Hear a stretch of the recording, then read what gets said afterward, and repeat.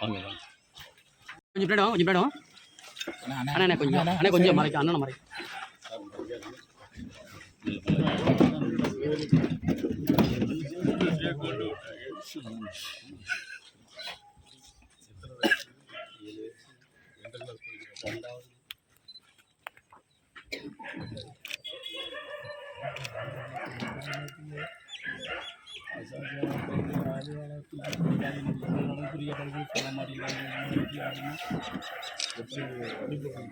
அடிப்பட்டு ரத்தம்னு வாயில் ரத்தம்னு இந்த இடம்லாம் வந்து அப்படியே ஒரு என்னென்ன ஒரு அந்த இடம்லாம் அப்படியே தவறு ஹாஸ்பிட்டலில் தானே சொன்னாங்க. அவங்க கேட்கணும்னா எதுவுமே இல்லைன்னு எங்களுக்கு 4 மணிக்கு தானே 4 மணி கரெக்டாக 6 நிமிஷம் எங்களுக்கு ஃபோன் பண்ணாங்க. 4 மணிக்கு அப்புறம் தானே எங்களுக்கு ஃபோன் பண்ணாங்க. ஃபோன் பண்ணி இந்த மாதிரி எங்கள் பையனுக்கு வந்து பிக்ஸ் வந்துருக்குன்னு சொல்லி தானே கூட்டி வந்தாங்க. பிக்ஸ் வந்துருக்குது இந்த மாதிரி ஆகிப்போச்சுன்னு சொல்லுவேன். பிக்ஸ் வந்திருக்கு, நாங்கள் சிஹெச்சி கொண்டு போகிறோம், நீங்கள் சிஹெச்சிக்கு வாங்கன்னு தானே சொன்னாங்க. இல்லை சிங்கம் நதி இப்போ சிசரி பள்ளியில் படிக்கிறானே என்னோடய பையன் 2வது படிக்கிறானே. போன வருஷம் ஃபஸ்ட் ரேங்க் முடிச்சு இப்போ 2nd ரேங்க் இப்போ தானே. நல்லா ஆக்டிவான பையனே, அந்த பையனை நல்ல பையனே.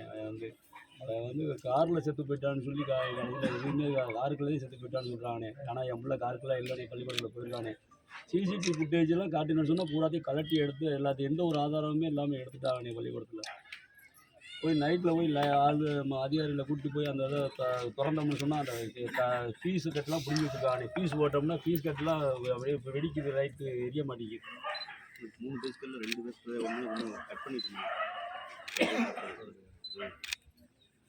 2 பொண்ணு ஒரு பையனு, இது 3வது பையனு. பொண்ணு 4வது படிக்குது, 3வது படிக்குது.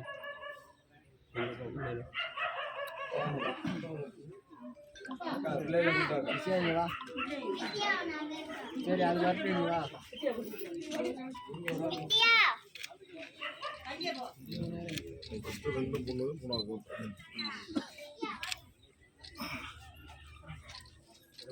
அந்த பையன் பிறந்தாங்க. பஸ்ஸில் இங்கேருந்து ஸ்கூல் வண்டியில் போவான். நான் எப்போவுமே ஸ்கூல் வண்டியில் போயிட்டு வருவான். அன்னைக்கு இங்கே வந்து அந்த ஸ்கூல் வண்டி வரல, ஒரு தனியார் வண்டி மாதிரி அரேஞ்ச் பண்ணியிருந்தாங்க. அந்த ஸ்கூல்லேருந்து அரேஞ்ச் பண்ணியிருந்தாங்க. ஸ்கூல்லேருந்து அரேஞ்ச் பண்ணி கூச்சிட்டு போனாங்க. அப்போவும் நான் கேட்குறேன், என்ன ஸ்கூல் வண்டி வரல, இந்த வண்டி வந்துருக்குது அப்படின்னு கேட்குறதுக்கு. இல்லை வேலையாக இருக்குது அப்படின்னு சொல்லும்போது இதுக்கு இளையாது. இது 2வது பொண்ணு, இது முத பொண்ணு. எத்தனை வயசு ஆச்சு? இவங்களுக்கு வந்து 3வது படிக்கிறாங்க, அவர் 2வது. எனக்கு முழுக்க பள்ளிக்கூடத்துலேயே நடந்திருக்குது. இதில் வந்து என்ன நடந்துச்சுன்னே எங்களுக்கு சொல்ல மாட்டேங்கிறாங்க. இன்ன வரைக்கும் சொல்லலை. அது சம்மந்தப்பட்ட அதிகாரிகள் பூராமே அதில் நடக்கிற உண்மைகளை மறைக்கிறாங்க. எதுவுமே உண்மையான வார்த்தையே சொல்ல மாட்டேங்கிறாங்க. இதுவரைக்கும் விசாரிக்கிறது வரைக்கும் எதுவுமே சொல்ல மாட்டேங்கிறாங்க. உங்கள் பையன் வண்டியில் தான் செத்தாங்க. என் பையன் வண்டியில் செத்துருந்தா எப்படின்னு வந்து தேனை சிசிடிவி ஃபுட்டேஜ் எதுக்கு எடுக்கிறாங்க?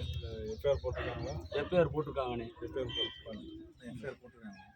அன்றைக்கி வந்து எல்லாமே விசாரிச்சாங்க.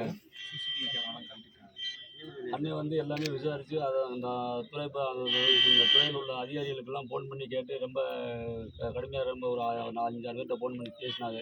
எதுவுமே அவங்களுக்கு ஒழுங்கான பதில் இல்லை. அதனால சரி நாங்கள் பார்த்துக்குறோம், நீங்கள் தைரியமாக இருங்க, எதுவாக இருந்தாலும் நாங்கள் பார்த்துக்குறோம், நீங்கள் எங்களுக்கு எதாக இருந்தாலும் தைரியமாக இருங்க, நாங்கள் பார்த்துக்குறோன்னு சொன்னாங்க. அதனால் நாங்கள் இப்போ தைரியமாக இருந்தோம், நம்பிக்கையிலானே இருக்கிறோம். என் பிள்ளைக்கு வந்து ஒரு சிபிசிஐ விசாரணை பண்ணி ஏதாச்சும் என் பிள்ளைக்கு ஒரு உரிமை நடவடிக்கை எடுக்கணும்னு சீவி வைக்கணும். 2வது இதில் வந்து அதில் சம்மந்தப்பட்ட அனைத்து ஒரு அதிகாரிகளுக்கும் அடுத்து எந்த ஸ்கூல்லையும் வேலை பார்க்கக்கூடாது. அதில் படிக்கிற பிள்ளைகள் அனைத்துமே எதுலையும் வேலை பார்க்கக்கூடாது. என் பிள்ளைக்கு வரக்கூடாது, எந்த ஒரு பிள்ளைகளும் நடக்கக்கூடாது. காவல்துறையிலையுமே வந்து எங்களுக்கு வந்து ஒருதலைபட்சமாக பேசுகிற மாதிரி பண்ணுறாங்க. ஏன்னா இந்த பையனோட பேக்கு ஸ்கூல் வண்டிக்கில் இருக்குது. என் பையன் சாப்பிட்டான்னு நான் சொல்கிறேன், அவங்க சாப்பிட்லேன்னு சொல்கிறாங்க. நாங்கள் போய் எடுத்து பார்க்குறேன், டிஃபன் பாக்ஸில் சாப்பாடெலாம் எதுவுமே இல்லைண்ணே. சாப்பிட்ருக்கானே. சாப்பாடை போய் எடுக்கக்கூடாதுன்ட்டாங்க. நான் இருந்தாலும் வந்து என் பிள்ளை செத்துருக்கு, நீங்கள் என்ன எடுக்கக்கூடாதுன்னு சொல்லிங்கன்னு வீடு கதவு திறந்து வச்சு காலையில் நான் போய் யாரை திறந்து எடுத்து நான் பார்த்து எல்லாமே பார்த்துட்டு வச்சுட்டு வந்துட்டு என்னை திறக்கக்கூடாது, அது நாங்கள் வந்து கைரேகை வச்சுட்டு நாங்கள் திறப்போம்னு சொன்னாங்க. சரி கைரேகை வரட்டும்னு சொல்லி வர சொல்லுங்க, நீங்கள் திறந்து நாங்கள் உள்ளே இருக்கிறத பார்க்கணும். என் பிள்ளை பள்ளிக்கூடத்துக்கு வரலேன்னு ஸ்கூல்லேயே ஆப்ஷன் போட்டிருக்கானே. முக்கியமானது வந்து ஸ்கூலில் ஆப்ஷன் போட்டுருக்கானே என் பிள்ளைய வரலைன்னு சொல்லி வராத பிள்ளைய எப்படி திருப்பி கூட்டியாந்து நாங்கள் அஸ்வின் ஸ்கூல்லேருந்து பேசுகிறோம்னு சொல்லி எப்படி எங்களை கூட்டியாந்து ஹாஸ்பிட்டலில் சேர்த்தாங்க. இது எல்லாமே அவங்க சொல்கிற ஒவ்வொரு வார்த்தையும் மர்மமாக இருக்குது. காலையிலேருந்து ஆப்ஷன் போட்ட பிள்ளைய சாயங்காலம் 4 மணிக்கு எப்படி கொண்டு அவங்க வந்து ஹாஸ்பிட்டல் சேர்த்துருப்பாங்க அவங்க டிரைவர், அவங்க ஸ்கூல் டிரைவர். இதுதான் முக்கியமான அந்த விசாரணை கட்டத்துக்கு பையன் வந்து திறக்கும் பொழுது இல்லைண்ணே எனக்கு இதெல்லாம் நெக்ஸ்ட்டுங்க. எங்க பிள்ளைகளுக்கு வந்து முதல்ல நியாயம் கிடைக்கணும். நியாயமான அது போதும். எனக்கு நாங்க எதிரி எதிர்பார்க்கலைங்க. எங்க பிள்ளை செத்ததுக்கான நியாயமான இது மட்டும் தான். நியாயம் கிடைக்கணும்.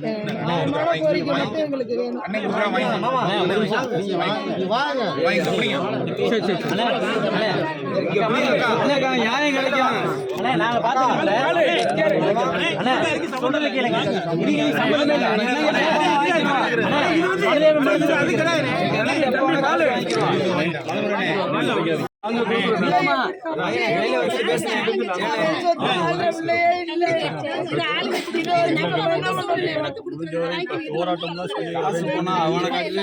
சம்பாரிச்சிட்டு வரேன். எங்க அண்ணன் பிள்ளை வந்து இன்னைக்கு வந்து போய் இல்ல. ஆனா எனக்கு எதுல எப்படி என் பிள்ளை செஞ்சாங்க நியாயம். என் பிள்ளை வந்து எப்படி சாப்பிட்டா அந்த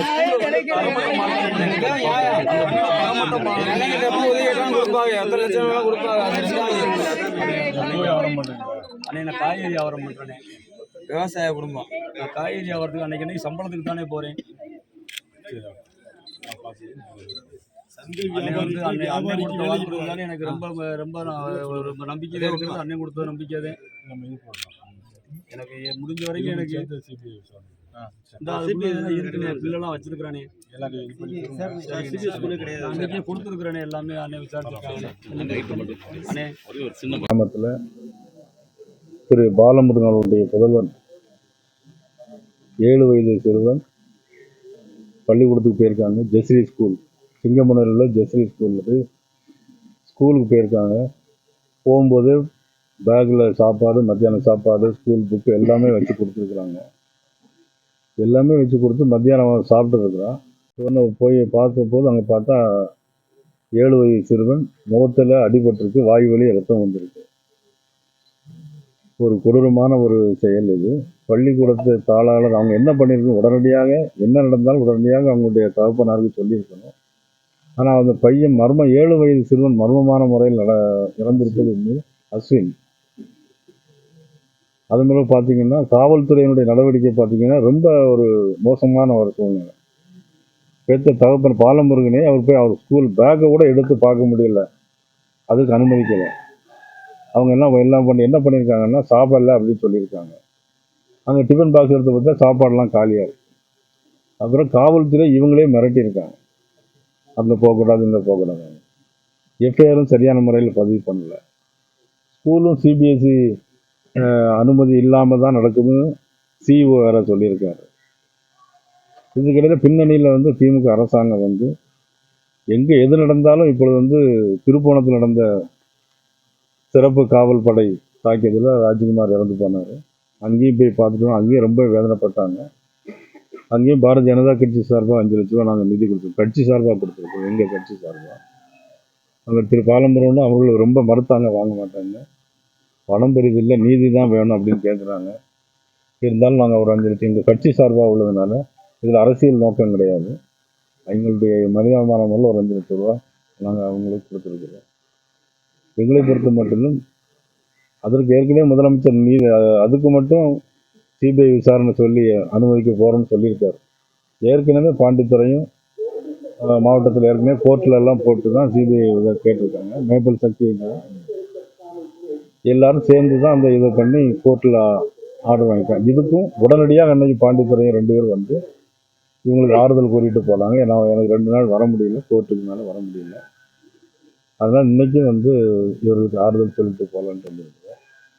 தமிழகத்தில் இந்த மாதிரி கொலைகள் நடைபெறக்கூடாது, நீதியோடு அரசாங்கம் நடக்க வேண்டும், இவர்களுக்கு நீதி கிடைக்கணும், அவ்வளோதான், வேறு ஒன்றும் இல்லை. அவங்களுடைய கோரிக்கை நீதி கிடைக்கணும் அப்படின்னு சொல்கிறாங்க. இருந்தாலும் ஒரு உயிர் கிடைப்பது அரிது, இனிமேல் கிடைக்காது. இறைவன் தான் அவர்களுக்கு ஆறுதல் சொல்லணும். தமிழக அரசாங்கம் இனிமேலாவது ஊர் மக்கள் எல்லாரும் சொல்கிறாங்க, இனிமேல் அடுத்த குழந்தைகளுக்கு இப்படி நடக்கக்கூடாது அப்படின்னு சொல்லி ஊர் மக்கள் எல்லாரும் ஆதங்கப்படுறாங்க. அதனால் முதலமைச்சர் இந்த மாதிரி விஷயங்களில் கொஞ்சம் அதிக கவனம் செலுத்தி முறையாக நடவடிக்கை எடுக்க வேணும். தன்னுடைய கடமையிலிருந்து முதலமைச்சர் தவறிட்டாருன்னு தான் நான் குற்றச்சாட்டு சொல்லுவேன். சமீப காலமாக கல்வி நிலையங்கள் எல்லாம் மரணங்கள் அதிகரிச்சுட்டே போகுது சார். ஆமாம், அதுலேயும் இது ஒன்று. ஏற்கனவே பார்த்தீங்கன்னா கல்வி நிலையங்களில் போதைப் பொருட்கள் வேறு அதிகமாக கொடுக்குறாங்க. கொக்கைன் போன்ற போதைப் பொருட்கள்லாம் எல்லா ஸ்கூலு காலேஜ் முன்னே நடக்குது. இதை காவல்துறையை கையில் வச்சிருக்கக்கூடிய முதலமைச்சர் வந்து அவங்க கண்டிப்பாக நடவடிக்கை எடுத்துகிட்டு இருந்தாங்கன்னா இந்த மாதிரி சம்பவங்கள் நடக்காது. இனிமேலாவது இந்த மாதிரி சம்பவங்கள் நடக்காமல் முதலமைச்சர் பார்த்து கொள்ள வேண்டும். சிபிஐ விசாரணைக்கு வந்து கொண்டு விட்டுருக்காரு. அதை பற்றி சார்பான இன்னும் சொல்லுவீங்க? கண்டிப்பாக நாங்கள் இது பண்ணி சொல்லுவோம். இல்லைன்னா நாங்கள் கோர்ட்டிலே நம்ம போட்டு சிபிஐ விசாரணை வாங்கணும். 7 வயது சீர்மம் பரிதாபமான முறையில் இருந்திருக்காங்க. யாருடைய மனசு இந்த அழுது இந்த குரல் இந்த அழுத குரலுக்குலாம் யார் பதில் சொல்ல போகிறாங்க? காவல்துறையோட அணுகுமுறை கொஞ்சம் கூட சரியில்லை. நாங்கள் கேட்ட எந்த கேள்விக்குமே பதில் இல்லைன்னு சொல்கிறாங்க சார். ஒரு மிக முக்கியமான மரணம் நடந்திருக்கு. இதான் ஆமாம் சார், வண்டியில் இருந்த சிபிஐ வந்து அதாவது கைரேகை நிபுணர் வந்துடணும்னு சொன்னாங்க. வந்ததுக்கப்புறம் எல்லாத்தையும் செக் பண்ணாங்க. என் பையனோட பேக்கு அந்த லஞ்ச் பேக்கு ரெண்டையுமே எடுத்து அவங்க பார்க்க விடாமல் எடுத்து உள்ளே கொண்டு போகிறாங்க. ஏன் மற்றதெல்லாம் எடுத்தவங்க நீங்கள் ஏன் அதை எடுக்கலைன்னு கேட்கல. மறுபடியும் அவங்க உள்ளே கொண்டு போய் இங்கே 5 பேர் மட்டும் உள்ளே வாங்க, நாங்கள் காட்டுறோம், இதெல்லாம் நாங்கள் மீடியா முன்னால் நாங்கள் தொடர்ந்து காட்ட முடியாது அப்படின்னு சொல்லிட்டாங்க. ஏன் எல்லாத்தையும் எடுத்த நீங்கள் ஏன் இதை மட்டும் ஏன் காட்ட மாட்டீங்க, இதையும் காட்டணும்னு சொல்லி நாங்கள் குறுக்க இருந்து உருந்து படுத்து மறுபடியும் அந்த பேக்கை வாங்கி நாங்கள் எல்லாம் அன்றைக்கி அந்த மீடியா கிட்ட எல்லாம் காட்டியிருக்கோம். அது எல்லாருக்கும் உங்களுக்கு பார்த்துருப்பீங்க. அது மாதிரி நாங்கள் அதுக்கப்புறம் ரோட்டில் உட்காந்து போராட்டம் பண்ணிவிட்டு மறுபடியும் நாங்கள் வந்து இன்றைக்கி நாங்கள் எங்களோட குழந்தைய நாங்கள் நல்ல நிலைமையில் பார்க்கல, அகாலமாகத்தான் கொண்டாந்து அதை வந்து பண்ணியிருக்கிறோம். நாங்கள் வந்து சார் முழுக்க ஒருதலை பட்சமாகவே இது நடந்ததா கருதுறாங்களே. இது போஸ்ட்மார்ட்டத்துக்கு ஆஸ்பத்திரிக்கு வர்றதுக்கு முன்னாலே அனைத்து அதிகாரிகளுக்கும் தகவல் தெரிஞ்சிருக்குது. ஆனால் அதை வந்து மூடி மறைக்கிறாங்க. நாங்கள் போகிறதுக்கு முன்னாலே அது காவல்துறை வந்து எங்களுக்கு பிஹெச்சில் நின்னாங்க. அப்போ அவங்களுக்கு எப்படி தெரியும் பெத்தது நாங்களா அவங்களா? நாங்கள் தானே பெற்றோம். எங்களுக்குள்ள தகவல் சொல்லியிருக்கணும். எங்கள் குழந்தை சிறந்தது வந்து 11 மணிக்கெல்லாம் எப்படி நடந்திருக்கணும். அதாவது போஸ்ட்மார்ட்டம் ரிப்போர்ட்டில் இப்போ என்ன சொல்லியிருக்காங்கன்னா 12 மணிலேருந்து 1 மணிக்குள்ளே டைம் கொடுத்துருக்காங்க. 12 மணிலேருந்து 1 மணினா 4 மணி நேரத்துக்கு முன்னாலே எங்கள் குழந்தை இறந்துருக்குது. இறந்த குழந்தைய எதுக்காக அடிபட்டால் எங்களுக்குள்ள தகவல் பண்ண சொல்லணும்.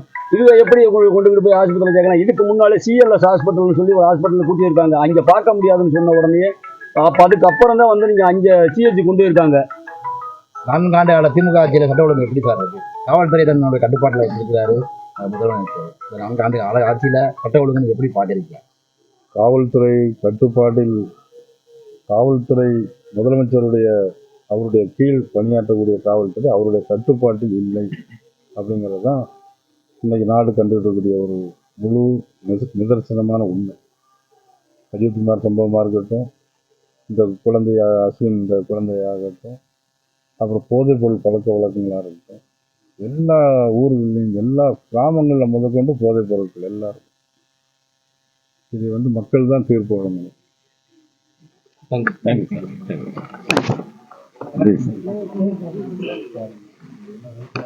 தேங்க்ஸ். இந்த வரேன். தேங்க்ஸ்.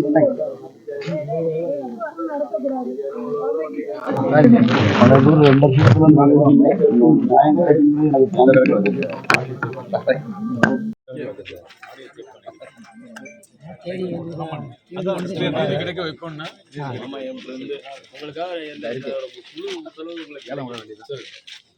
நியாயம் கிடைக்கும்.